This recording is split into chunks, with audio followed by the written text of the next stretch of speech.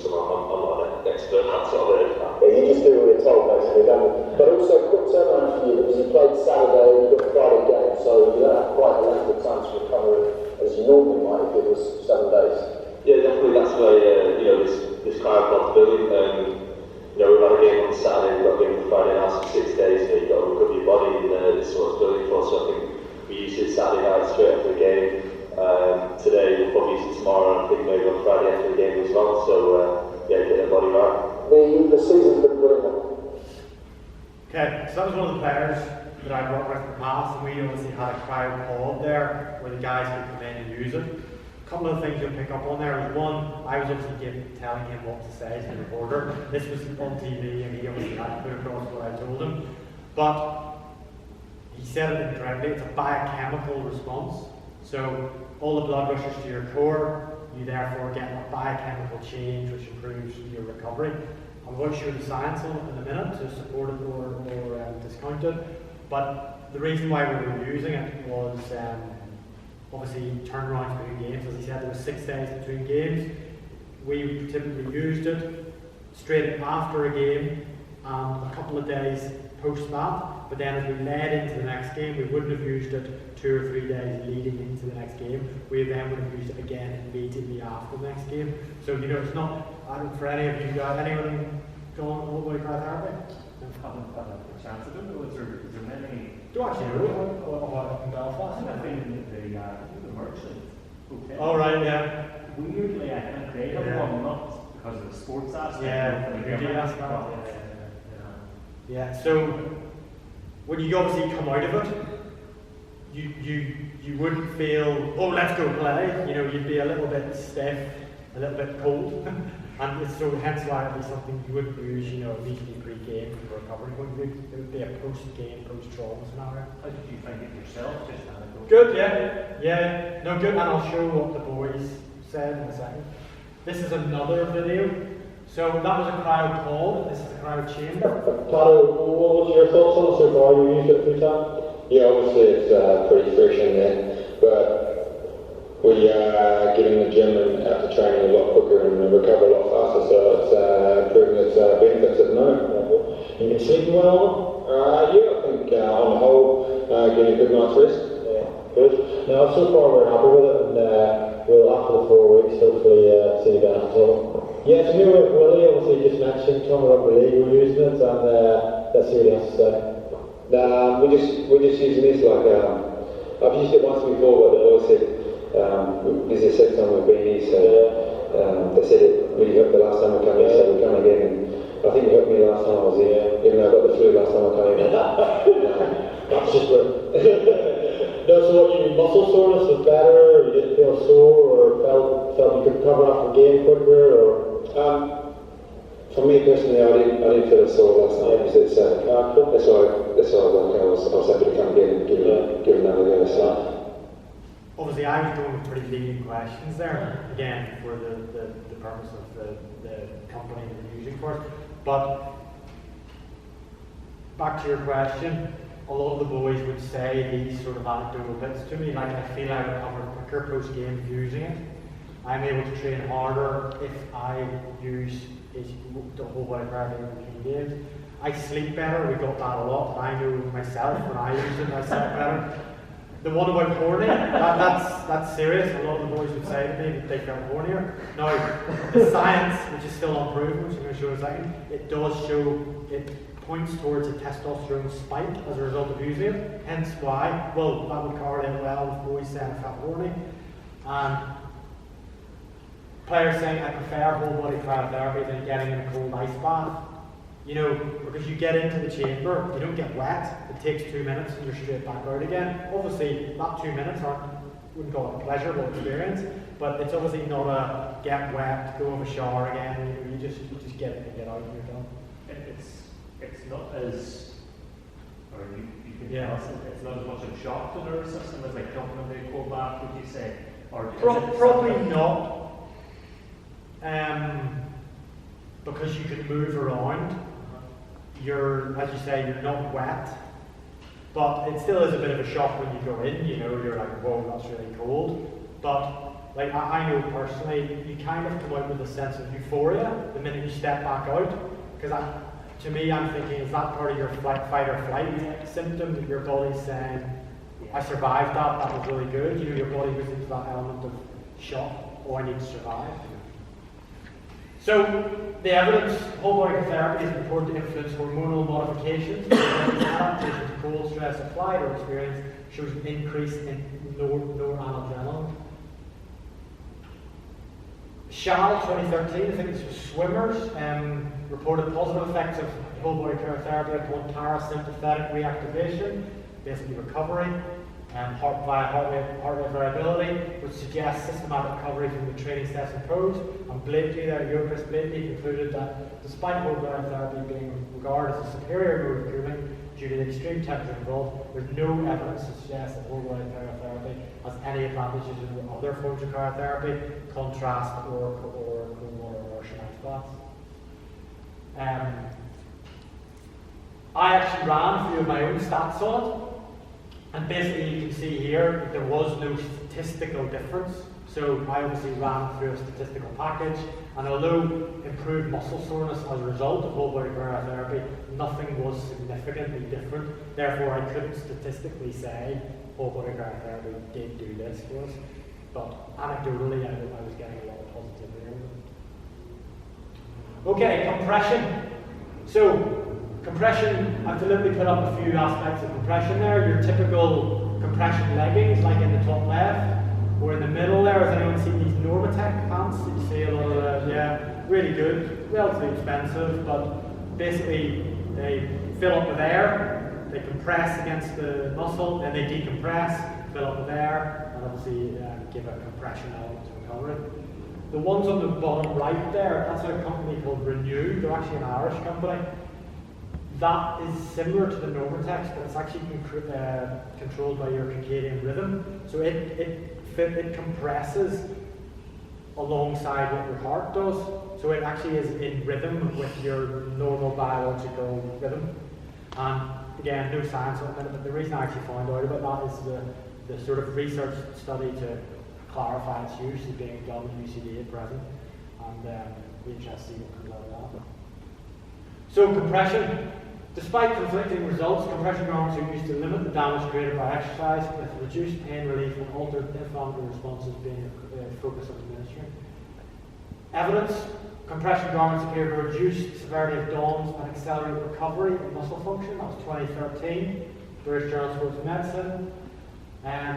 Hill et al. Evaluated the efficacy of compression garments across 12 studies, showed a moderate effect of measures of DOMS, muscular strength, muscular power, and creatine kinase.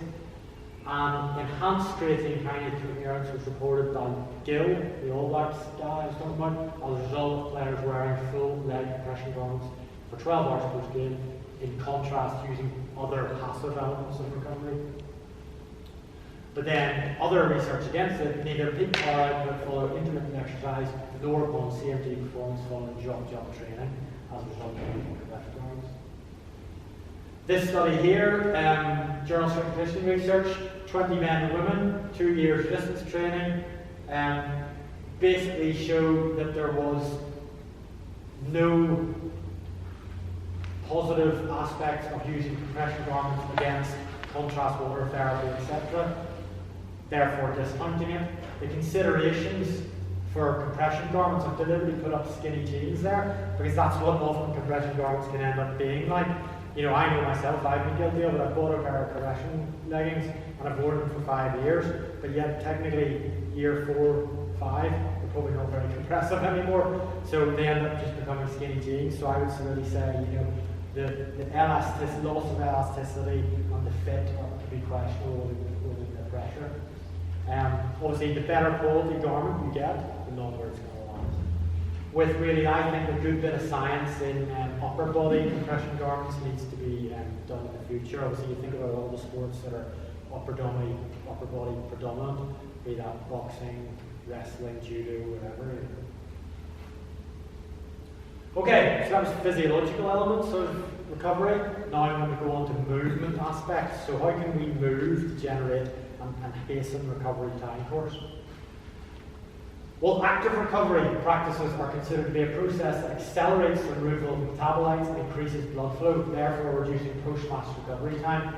Swimming, walking, cycling, which are believed to increase the removal of metabolic waste products such as lactate, hydrogenized or plasma, produced during exercise. Stretching increases blood flow in muscles, stimulates the passage of amino acids, accelerates protein synthesis, and inhibits protein breakdown. However, when we talk about stretching, caution should be recommended when stretching after eccentric training. You know, imagine you've done a massive deadlift session.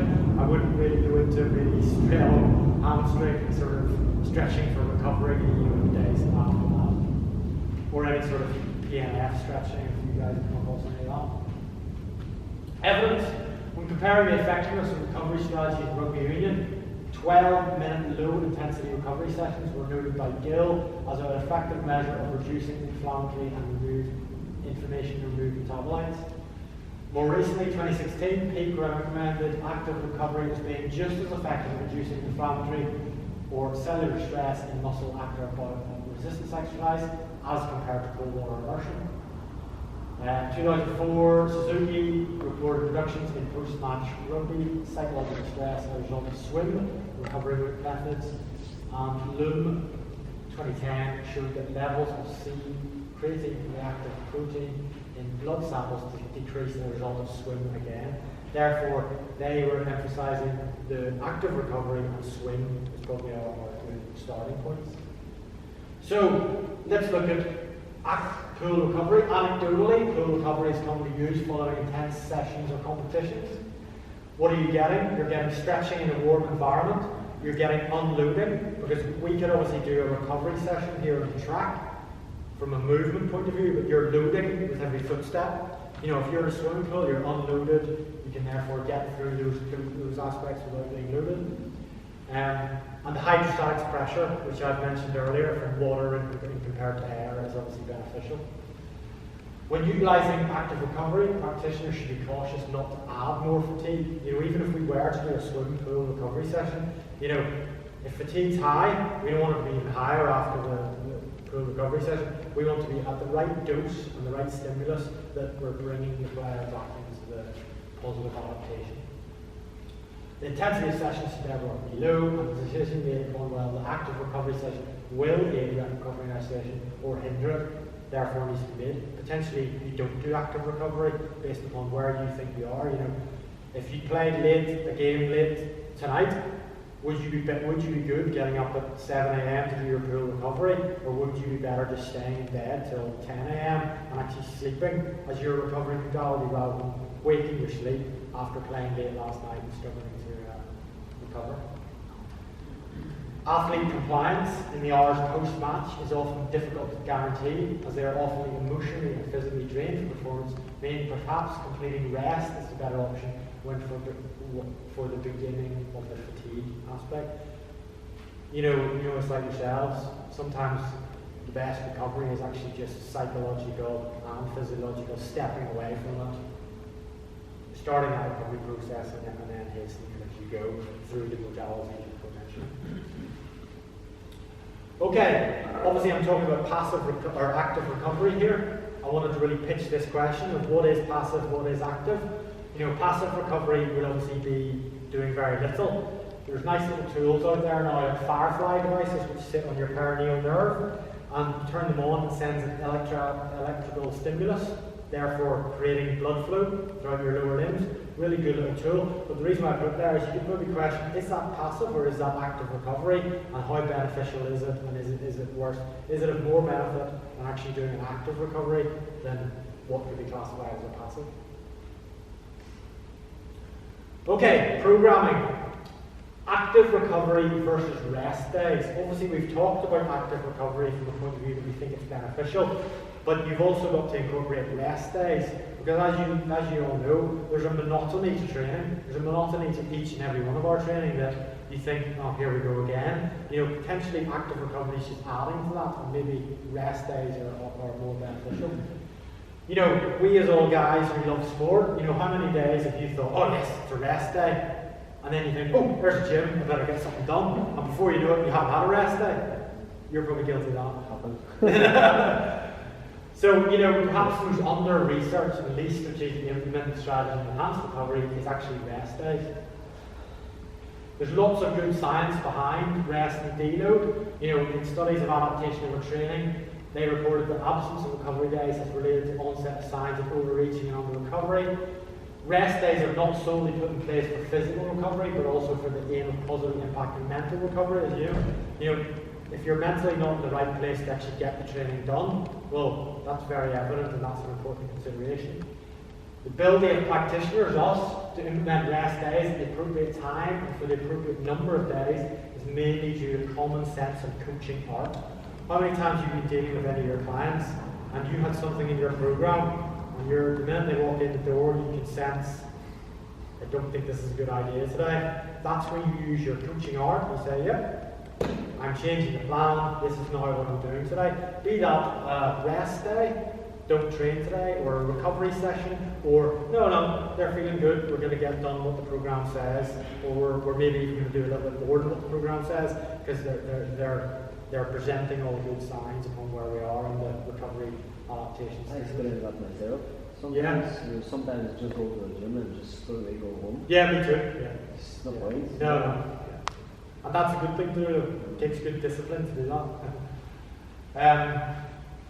Experienced coaches will recognize periods of fatigue using some of the objective training management tools, as in GPS, heart rate, all those sorts of stuff that you can implement into any of your clients. But subjective measures such as well-being, be that actually asking them, how are you, how do you feel, how did you sleep, or actually asking them to fill out a questionnaire, that will give you just as much information, maybe more impactful information. Coaches are, however, advised to use their coaching experience and their coaching knowledge of the individuals that they see and to implement rest day interventions when appropriate. So, off days and off weeks, there's nothing wrong with actual off weeks. Mental break from training gives them a chance to socialise, gives them a chance to be with family. And I put up their religion. I knew when I was working in professional rugby, typically you have quite a lot of Polynesian players in professional rugby. Religious Sundays for them is religion. It's all about, I go to church. If I'd said to them, right guys, we're doing an active pool recovery session at 10 a.m. in the morning, they would have done it, but they probably would have resented me for the fact that, well, that's the time that we as devout Christians, or whatever they were, wanted to go to church, and I maybe, therefore, actually not helping them in their mental recovery and their sort of weekly plan.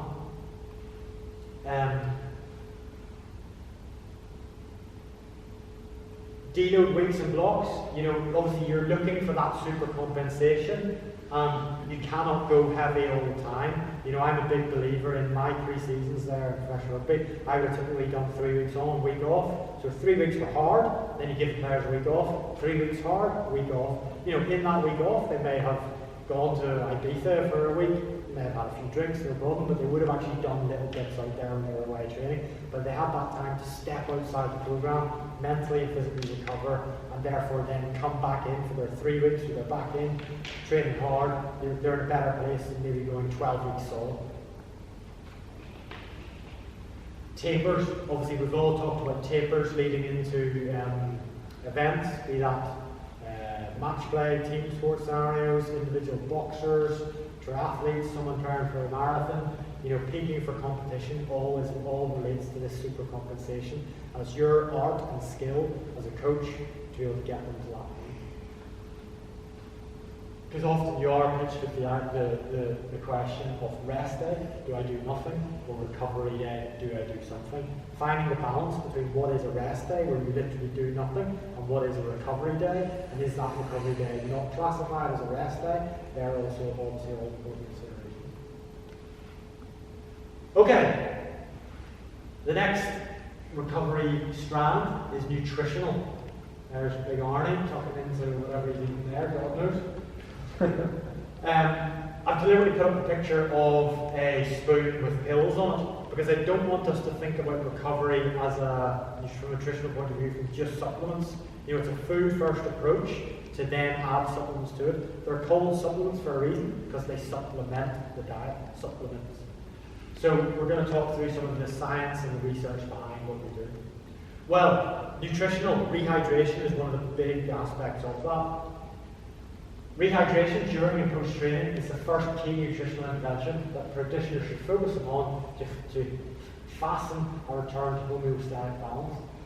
Fluid deficits of up to 2 to 4% are often seen in many team sports scenarios. It'll probably be quite hot tonight. I'd be surprised if you didn't lose up to 4% body weight. Accompanied by physiological changes such as changes in extracellular osmolarity, suggested to influence glucose and leucine kinetics within that. So not just your hydration, but how you can actually utilise the nutrients that are in you. Rehydration post-session has been shown to affect subsequent performances positively, allowing adaptation and regeneration for the next session.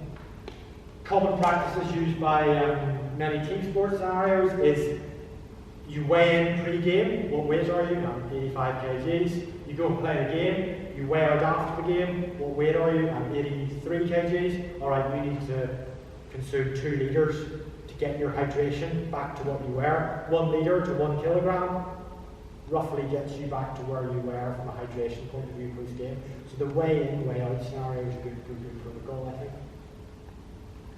So alongside hydration, nutrition and supplements, foods consumed in the immediate hours post-game have a large contribution to the recovery process. While restoration of muscle glycogen reportedly remains attenuated for 2 to 3 days post-game. So again, I'll pick on you, you're obviously playing tonight. For 2 or 3 days post-game, your glycogen stores will probably be depleted. You need to obviously bring them back to where they were pre-game. Adequate muscle glycogen replenishment and a healthy diet will aid individuals in recovery during periods of excessive training, speeding tissue repair and promoting adaptation to training. Unfortunately, alcohol during recovery post-exercise has been shown to be detrimental, with the consumption of 1 gram of alcohol per kilogram of body mass negatively affecting lower body power output in a rugby match. As we all know. I'm not saying don't drink post-team sport, individual sports scenario, but if you go over what is perceived as the limits there, it will have a detrimental effect.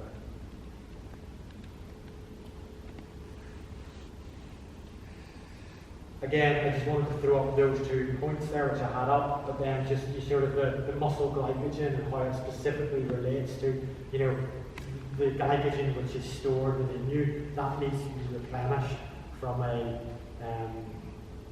how much did you burn and how much did you consume in the game and how much do you therefore need to reinstall. Okay, recovery, sleep recovery. I've deliberately put up 2 photos there. The top one being, well, we don't really want to be prescribing sleep during exercise. We want to be prescribing, allowing opportunities for sleep at the appropriate times. But the bottom picture there is a nice one actually from Oregon University in America, one of the top university college programs in America for American football. And they're actually sleep pods. So the players have the opportunities when they were actually on campus, amateur players, unpaid, allegedly, to go into the pod, and the pod closes down, they get an opportunity to sleep while they're there on campus, between training sessions, between class lectures, whatever. So, what do we know about sleep? Well, sleep is considered a complex and physiological phenomenon. It has 2 classified states: rapid eye movement and non-rapid eye movement, with the primary need for sleep being neurally based rather than mechanism necessary for tissue repair. By that I mean it's actually potentially having more impact upon your neural ability to perform tasks rather than the actual mechanical potential current functional state of your muscles. Sleep is considered to be the primary recovery tool for many elites